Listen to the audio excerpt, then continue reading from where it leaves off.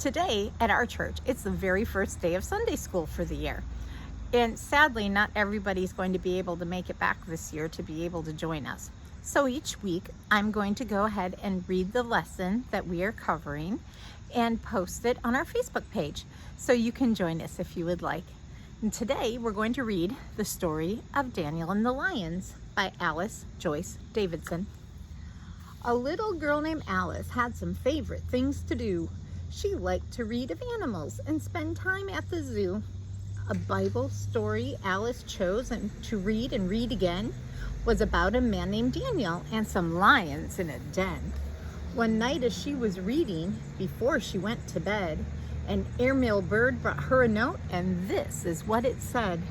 Reading is the magic key to take you where you want to be. The Bible story book she held became a giant screen.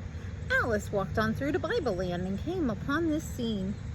She saw a man named Daniel who'd been captured as a lad and brought to far-off Babylon to serve the king they had.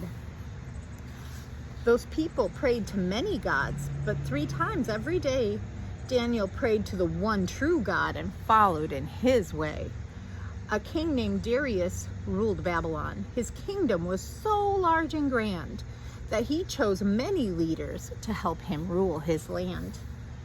Of all the chosen leaders, Daniel was so good and wise that he became the favored one in King Darius's eyes.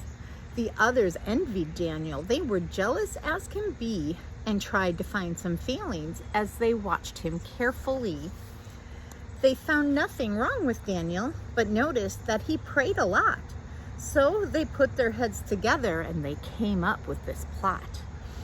The leaders who were jealous went to Darius and said, "O mighty king, we've made a law, and this is how it read. For 30 days no one shall pray nor ask for anything from any god or anyone except our mighty king. This law is for all leaders, all women, and all men. Break this law and you will face fierce lions in their den." So Darius then signed the law, but Daniel still did pray to the one true God who loved him and heard his prayers each day. The others spied on Daniel, then reported what they saw, saying Daniel should be punished, for he dared to break the law.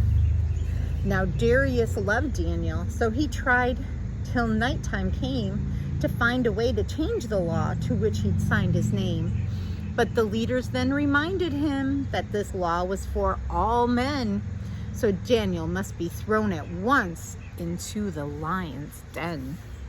King Darius told Daniel, "Your God to whom you pray, surely he will save you, for you followed in his way."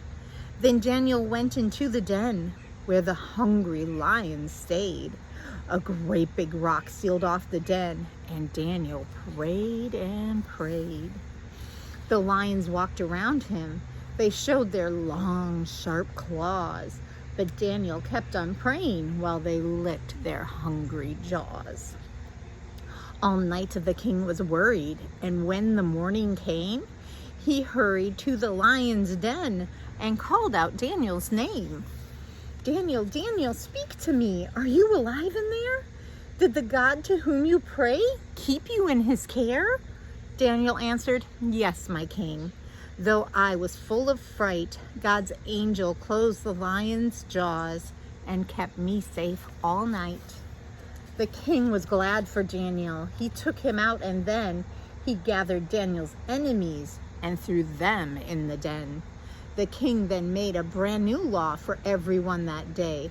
Worship Daniel's one true God and follow in his way. The time had come for Alice to leave that Bible scene. She went back home by walking through her special giant screen.